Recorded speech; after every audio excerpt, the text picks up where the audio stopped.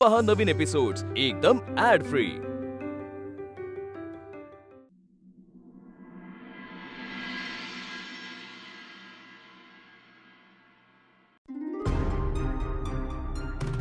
वीणा, तू अशी गप्प कायस? बोल ना काहीतरी. तू बोलत का नाहीयेस? का वीणाने आता कुठे आणि काय बोलायचं हे सुद्धा तूच ठरवणार का? कॉन्सर्ट संपली, तुझा आणि तिचा संबंध कायमचा संपला।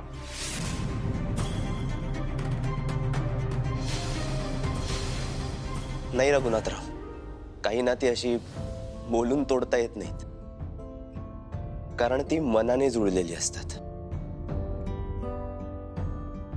आणि प्रेमाचं नातं हे सुद्धा तसंच आहे। माझं वीणावर प्रेम आहे आणि तिचं सुद्धा माझ्यावर प्रेम आहे।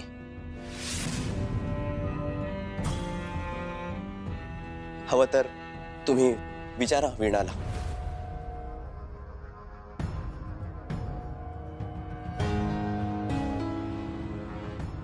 हा मुलगा बोलतो ते खरंय? खरंय हे?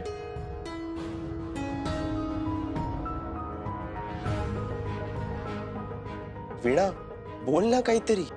अगं सांग ना तू तुझ्या बाबांना की तुझंही माझ्यावर तितकंच प्रेम आहे। वीणा, वीणा, come on Veena, come on. तू प्रेम केलंयस आणि प्रेम करणं हा काही गुन्हा नाहीये। अगं जसं तुझं तुझ्या गाण्यावर, माझं माझ्या म्युझिकवर प्रेम आहे, तसंच आपलं सुद्धा एकमेकांवर प्रेम आहे। त्यामुळे तू सांग बाबांना आपलं एकमेकांवर प्रेम आहे, सांग। हे मान्य करायला लाज किंवा कुठल्याही प्रकारची भीती वाटण्याची काहीच गरज नाहीये वीणा। प्रभासचं हे एवढं बोलणं ऐकून वीणा जर हो म्हणाली तर?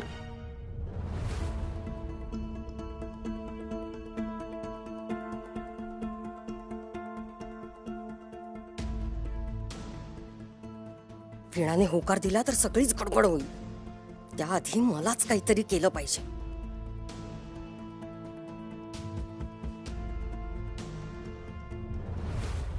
बघा, एक गुंड मुलगा जबरदस्ती आमच्या घरात घुसलाय हो। तो दादावर आवाज चढवून बोलतोय। आपल्या रघुनाथ गुरुजींना धमक्या देतोय। तो त्यांच्या जीवावर उठलाय। त्यांना जर आत्ताच आवरलं नाही ना तर तो माझ्या दादाला मारेल हो, आणि नंतर तुम्हाला पण सगळ्यांना मारेल। अहो काहीतरी करा हो, त्याला घरातून बाहेर काढा। हो करा ना, काहीतरी मदत करा हो, त्याला बाहेर काढा। वीणा बोल ना, तुझं सुद्धा माझ्यावर प्रेम आहे ना?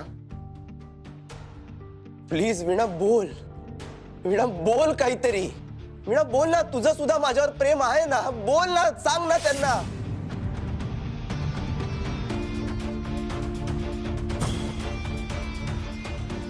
जर तुझं माझ्यावर प्रेम नसतं तर तू हे एवढं सगळं माझ्यासाठी केलंच नसतं। माझ्या बोटाला लागलेलं असताना तू त्याच्यावर उपाय सुचवणं, त्याच्यावर लेप लावणं, स्पॉन्सर जेव्हा मला घालून पाडून बोलला होता तेव्हा तू माझ्यासाठी ठामपणे उभी राहणं। कॉन्सर्ट तर होणारच आणि 1000% हो। आणि तो गेम खेळत असताना आधार या शब्दाला दुसरा शब्द म्हणून तू प्रभास म्हणणं। मंदिर, आत्मा, आधार, प्रभास। आणि कॉन्सर्टच्या आदल्या दिवशी तू मला विठ्ठल रखुमाईची मूर्ती देणं।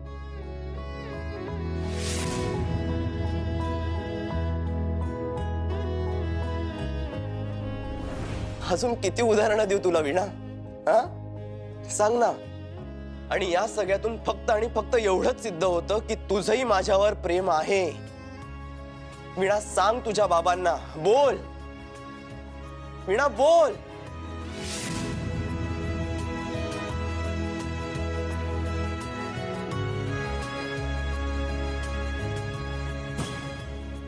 झालं?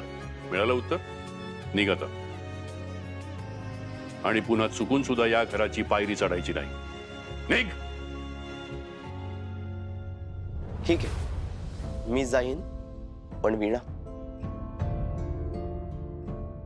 हे बघा, हाच आहे तो मुलगा। हाच त्रास देतो माझ्या दादाला। चल निघ। हात सोडा माझा। हा आमचा पर्सनल इश्यू आहे। हा गावच्या इज्जतीचा प्रश्न आहे। चल निघ इथून।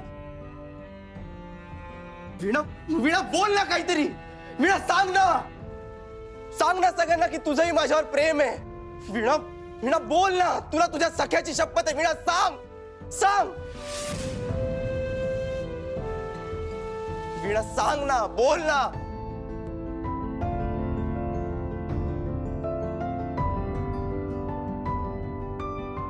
आता तरी मिळालं उत्तर. चला निघा निघा.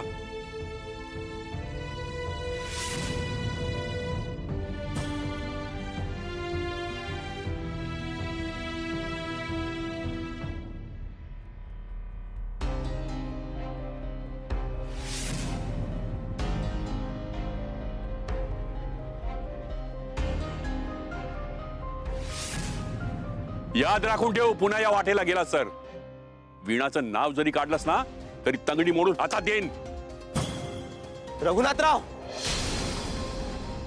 तुम्ही कितीही नाकारलत तरीही तुम्हाला सत्य बदलता येणार नाहीये. वीणाचं माझ्यावर प्रेम आहे. मला ते तिच्या डोळ्यात स्पष्ट दिसतंय. ती नाही म्हणतीये कारण तिला तुमचा आदर वाटतो. तुमचे संस्कार तिच्या आड येत आहेत. वीणाचं माझ्यावर प्रेम आहे. जोपर्यंत वीणा तिच्या तोंडून प्रेमाची कबुली देत नाही तोपर्यंत मी इथून हलणार नाहीये. अरे अरे तुम्ही सगळे जण गप्प का आहात? बघताय ना, हा मुलगा तुमच्या डोळ्यासमोर आपल्या रघुनाथ गुरुजींना उलट उत्तर देतोय. तुम्ही सगळे किती मानता ना त्यांना, आणि हा कोण कुठून आलेला मुलगा त्यांच्या अब्रूचे दिंडवडे काढतोय. ए चल, चालतो. आमच्या गुरुजींना उलट बोलतोस. चल निघ, चल.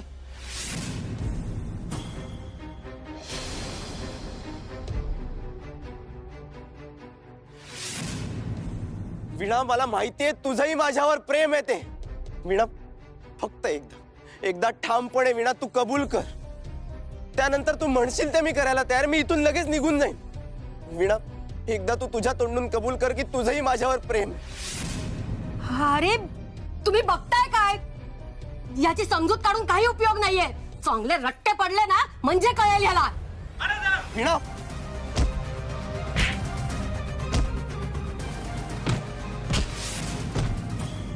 मम्मी काय करतेस तू? त्याला मारतील तर मला कसं होईल ग? मी हे सगळं तुझ्यासाठीच करतीये. आता जर तू त्याच्याजवळ गेलीस ना तर माझे सगळे कष्ट वाया जातील. माझं ऐकशील तर प्रभास तुझा होईल लवकरच.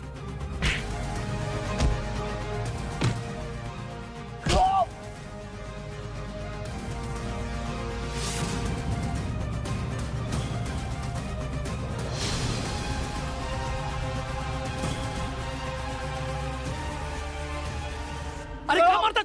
अरे काय झालं? अरे सोडा सोडा त्याला. अरे कसं दादा तुम्ही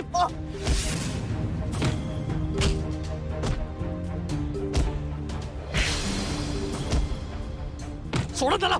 दादा काहीतरी बोला दादा.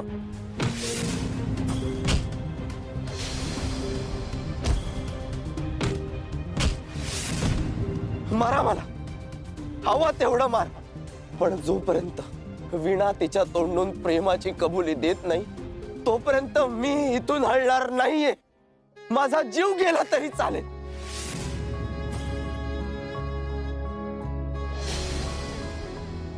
हे अजिबात शक्य नाही आहे. वीणाचा तुझ्यावर प्रेम नाही.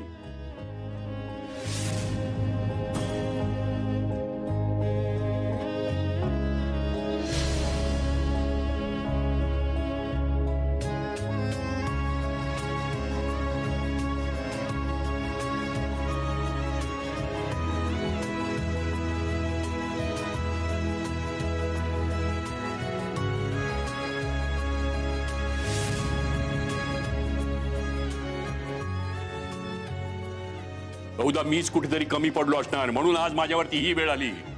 डोळे झाकून विश्वास ठेवला मी तुझ्यावरती. ती मामी आत्या मला सारखी सारखी सांगत होती, ऐकलं नाही मी तिचं. त्याचीच फळं बघतोय आज. बाबा असं काय बोलताय? मी आजपर्यंत तुमच्याशी कधीच खोटं बोलले नाहीये. मला काहीही ऐकून घ्यायचं नाहीये. आता माझा ऐक, यापुढे तू या घरातून एक पाऊलही बाहेर टाकणार नाहीस. बाबा बाबा बाबा ऐका ना बाबा. बाबा बाबा बाबा माझं एकदा ऐकून घ्या ना बाबा.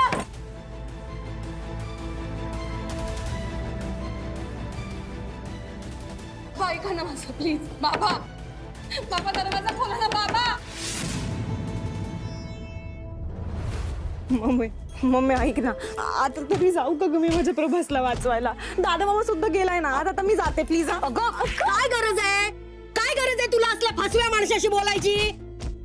एक लक्षात ठेव, आजपासून तू ह्याच्याशी बोलायची गरज नाहीये, कळलं? मम्मी काय बोलतेस तू? माझ्या बरोबर चल, पुढे काय करायचंय ते मी तुला सांगते. मम्मी नाही नाही मम्मी. अगं अरे सोड सोड, थांबा. आता काय जीव घेणार का? आता जीव घेणार? बघा बघा, मी हात जोडून विनंती करतो, हा आमचा घरगुती प्रश्न आहे, याला गावच्या इब्रतीचा प्रश्न बनवू नका प्लीज. मावशी आपल्या घरी जा, क्षमा करा.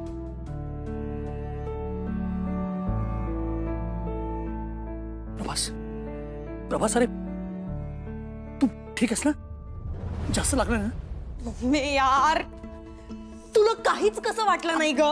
आपल्या गावातली वेडी लोक तुडवत होती प्रभासला, माझ्या प्रभासला, आणि मी बघत राहिले नुसती. काहीतरी फालतू कारण सांगून तू थांबवलंस मला त्याची मदत करायला. साधं मलम सुद्धा लावू दिला नाहीस तू तर. यार गधडे, जरा हळू बोल ना. दादाने ऐकलं तर त्या वीणासारखं तुला सुद्धा खोलीत बंद करून ठेवेल. आता मी काय सांगते ना ते नीट ऐक. हे बघ, प्रभास नक्कीच घरी गेला नसेल, तो इथेच कुठेतरी असणार आहे. तू त्याला शोध, त्याच्याकडे जा आणि त्याला दाखवून दे की तू वीणासारखी नाहीयेस. घरातल्यांचा विरोध, माझा विरोध स्वीकारून तू त्याच्या बरोबर येऊ शकतेस, कळलं? छान आहे ग प्लॅन. खरंच आता शोभतेस माझी मम्मी. अगं थांब थांब, जाताना ते मलम घेऊन जा.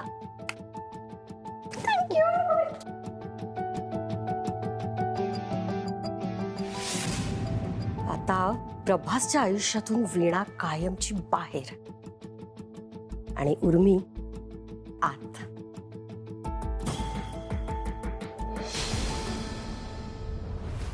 बाबा बाबा माझ्यावर विश्वास ठेवा, पुन्हा असं काही होणार नाहीये. बाबा प्लीज एकदा माझं बोलणं ऐकून तरी घ्या ना प्लीज. बाबा बाबा दार उघडा ना प्लीज. लहानपणापासून तिचा आई आणि बाप मीच झालो. तिथेच चूक झाली. आईच्या मायेनं जे अति लाड केले ना तेच नडलेताच. याच्या पुढे मी फक्त तिचा बाप असणार आहे. बाप. प्रभास,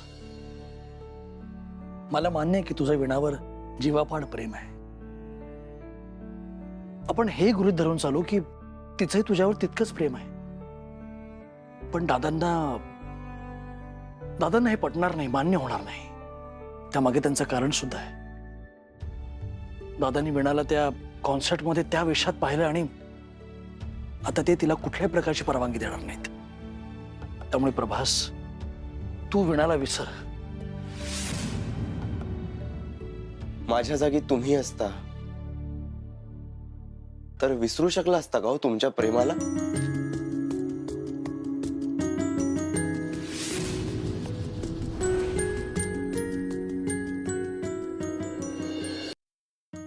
सांगा ना, इतक्या सहजपणे तुम्ही विसरला असता तुमच्या प्रेमाला? केला असता तुम्ही तुमच्या प्रेमाचा त्याग? प्रभास, प्रेम हा एकमेव शब्द आहे ज्याच्या छटा प्रत्येकासाठी वेगळ्या असू शकतात. प्रेमाशी जडलेल्या एका प्रश्नाची उत्तरं वेगळी असू शकतात. म्हणून तुला सांगतो, माझं ऐक.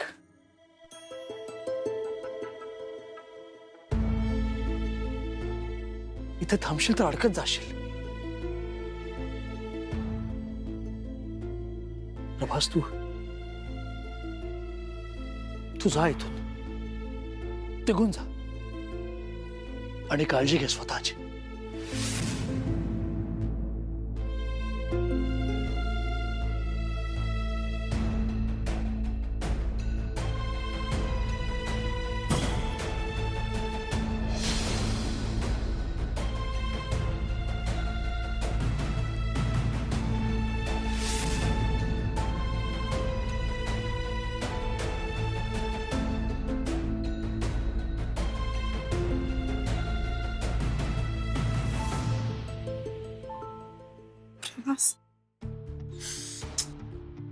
मी तू जा इथून.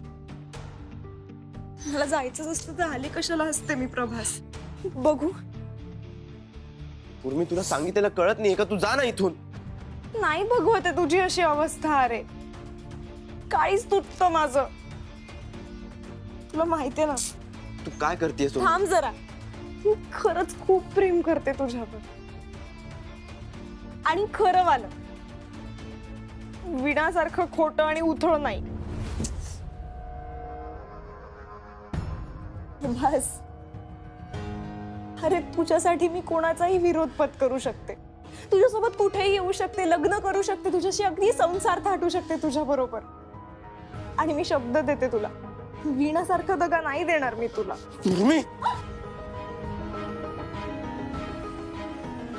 माझ्या आयुष्यातली वीणाची जागा कुणीच घेऊ शकत नाही आणि कधीच नाही.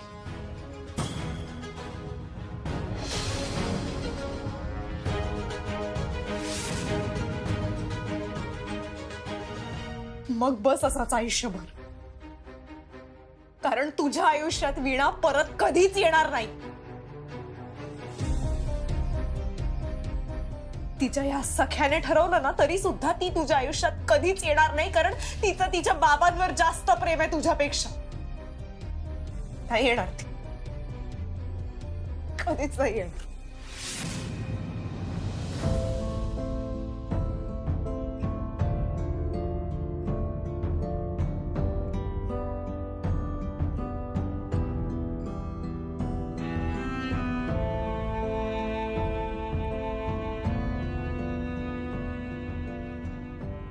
आता जोपर्यंत तू वीणाला माझ्या आयुष्यात परत आणणार नाहीस तोपर्यंत मी स्वस्थ बसणार नाहीये. आता बघ मी काय करतो ते.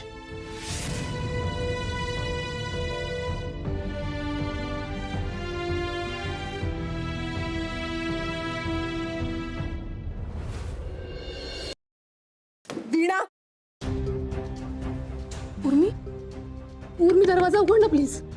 उर्मी, तुझ्यामुळे, फक्त आणि फक्त तुझ्यामुळे माझ्या प्रभासची आणि दादा मामाची ही अशी अवस्था झाली आहे. अर्धमेनं करून टाकलंय तू त्यांना. उर्मी, माझा प्रभास बिचारा तिथे तडफडतोय आणि तुला काही आहे का त्याचं? प्रभास, उर्मी कुठे आहे तो? हा, तुला काय आहे त्याच्याशी? हा, खोटी काळजी दाखवायची नाही माझ्या प्रभास बद्दल. आणि तू जे काही अश्रू गाळत असशील ना ते सगळे खोटे आहेत. तुझ्या इतकी खोटारडी मुलगी बघितली नाही मी जगात. श्राप आहेस तू, आम्हा सगळ्यांना लागलेला श्राप. उर्मी निदान तू तरी नको असं बोलूस.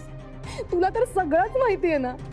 अगं बाबांचा तरी मोठा गैरसमज झालाय. पण तू काय, मी काय? तुला माहिती होतं की माझं प्रभासवर प्रेम आहे, मला आवडतो तो, तरी तू मागे लागलीस त्याच्या. तुझ्यासारख्या मुलीला कंटाळून वैतागून दादा मामा बाहेर निघून गेलाय. असह्य झालंय त्याला सगळं. बाबा निघून गेले? हो, आणि जर का त्याच्या जीवाचं काही बरं वाईट झालं ना तर त्याला जबाबदार तू आहेस, कळलं? उर्मी दरवाजा उघड प्लीज. उर्मी, बाबा कुठे गेलेत? उर्मी उघड ना दरवाजा प्लीज, उघड. उर्मी,